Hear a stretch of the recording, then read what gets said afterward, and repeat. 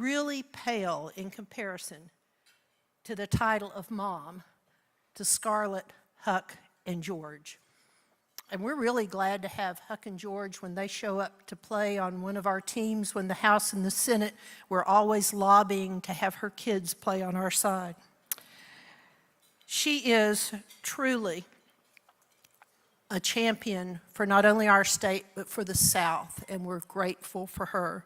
We're glad to have her and First Gentleman Brian here as our guest in Texarkana.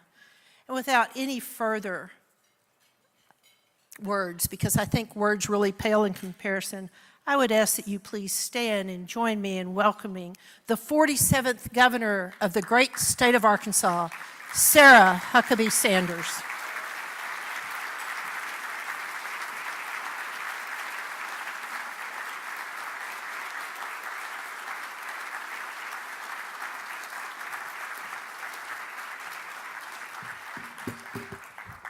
Thank you so much. It's always nice when the person introducing you makes the entire crowd stand up. So the only worry when that happens is that they may try to run for the exits. And so, but I'm glad to be here. This is such a special day and such a great way to celebrate being back in a place that I have so many wonderful memories, which my staff is frankly tired of hearing all morning. Every place we go by, I have a story to tell, but it is wonderful to be back in Texarkana. And thank you, Representative Dalby, for the introduction and for your leadership in the legislature and for your partnership.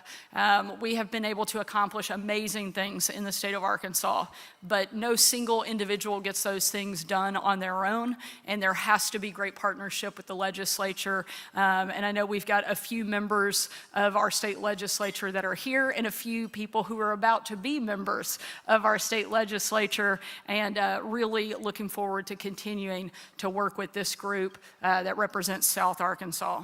I also want to say thank you to Robin and all of the organizers of the Texarkana State of Lithium Conference for inviting me and for hosting today's event, and for the tremendous work that you're doing helping to lead in this incredible and I think transformational industry. As many of you probably know, today Texarkana is Arkansas's capital for the day.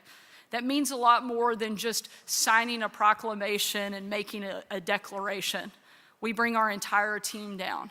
Cabinet secretaries, agency leads, and my staff spend the entire day here meeting with people from the community, highlighting the key things in unique areas that make a town special, hearing directly from citizens on areas that we need to work on and how we can better support them. And it is really an incredible full circle moment that today we're in Texarkana, Arkansas. Today is our 19th capital for the day, but it's probably one of the ones I'm most excited for. That's because before my dad became governor, my family called Texarkana home for nearly 10 years. And today is the 30th anniversary of the day that my dad was sworn in as the governor of Arkansas. And so a very full circle moment to be back in Texarkana, connecting with so many old friends who were there on the first days of him taking office. Brenda Turner, who served as his chief of staff, Prissy Hickerson, people who believed in my dad and my family probably before we did, and thought that he could actually win a statewide race for lieutenant governor and then ultimately become the governor and have the privilege of serving in that role for nearly 11 years. He set an incredibly high bar, and I tell him all the time he's the best governor that Arkansas has ever had. I think he's one of the best governors we've ever seen in this country. But I'm working really, really hard every day to take both of those titles away from him. But there's nobody that would be more excited than him to see that happen. But he built an incredible legacy in this state, And so much of it started here in Texarkana. The community that supported him, the people that worked for him, the people that believed in him. And so it is an incredible honor to be here, to make this the capital for the day, and to spend some time with this great group of people. Later today, I get the opportunity to go back to Beach Street Baptist Church, where my dad was the pastor, and where my brothers and I took a few unsanctioned swims in the baptistry, and where I also had the privilege of attending Sunday school and kindergarten there at Beach Street. I might even force my team to go on another tour of my old neighborhood. So they've seen my elementary school, my junior high. They are very tired of all my stories, but I'm at the podium with the microphone and they're not, so everybody's gonna get to hear a few more. In fact, when I was growing up, I loved Texarkana so much that when my parents told us we were moving into the governor's mansion in Little Rock, I told them at the age of 13 I was old enough to take care of myself and I would be staying behind and living with my friends. Obviously, that didn't happen, and my parents very quickly told me that I would be moving with them, but Texarkana is still an incredibly special place, and I'm excited to be back. I'm also excited to be here to talk about something that has the potential to transform not just South Arkansas, but our entire state, and that's lithium. I really believe Arkansas is standing on the edge of a transformational change to our economy. We have the potential to supply up to 19 million tons of lithium, which is more than 20% of the global demand. Royalty agreements are being approved, and we're on the verge of production at several major sites. And the state invests in further growth through smart tax credits. Arkansas is ready to be a leader, not just in lithium extraction, but in upstream and midstream manufacturing as well. I've always believed that Arkansas has a resource that we can count on above all others. And you may be surprised to hear it's not timber or rice or steel or even lithium. It's the great men and women who call this state home. And what gets me so excited about the lithium industry is that they are committed to powering a generation of Arkansans who will work in this industry, thrive in this industry, and one day lead in this industry. A good example is a woman who joined us at the Lithium Innovation Summit in Little Rock last October. Her name is Angela Meadows. She grew up on the Arkansas-Louisiana border and worked at a factory in El Dorado until it shut down. She then got a job as a school custodian.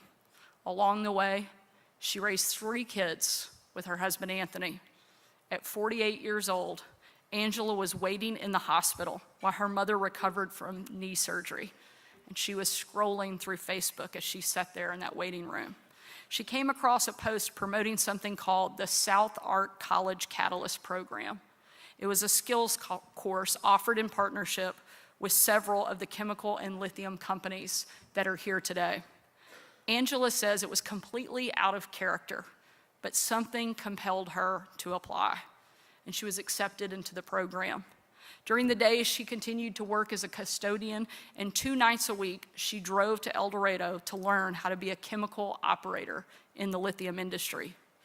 Angela graduated in September of 2023, and not long after, was hired as a chemical operator by Standard Lithium. After just 4 months in class, she doubled her income, which was life-changing for her family. Now, she's not just investing in her own household, she's contributing to a great industry and helping our whole state thrive. When we talk about building the workforce of the future, so many of us often think of the 18-year-olds that are graduating from high school and going into the trades, or the 22-year-olds leaving college with a degree that will get them a job in a growing industry. And that is definitely part of the picture. But the future also looks like Angela, someone who was retrained, given the tools to succeed, and is building up both her own life and the lives of those around her. That's what my administration has focused on, investing in higher education, in whatever shape that may take. Through legislation called Arkansas Access, which provides more pathways than ever before to get the credentials and the degrees needed for the jobs of the future. We're also investing in the workforce once they leave the classroom. We created an employer and job seeker site called Arkansas Launch. Think of it kind of like a sophisticated LinkedIn that connects the workers you need with the jobs that they need to fill. And it also helps them identify training and certification and the funding to help get it. And we've put a laser focus on K through 12 education.